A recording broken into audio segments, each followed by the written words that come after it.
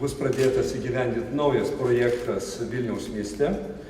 Tai yra pirmas žingsnis kartu bendradarbiaujant Lietuvos energijai su Vilniaus miesto savivaldybė, galvojant apie kelius, kaip būtų galima sumažinti šilumos energijos kainą Vilniaus miesto gyventojams.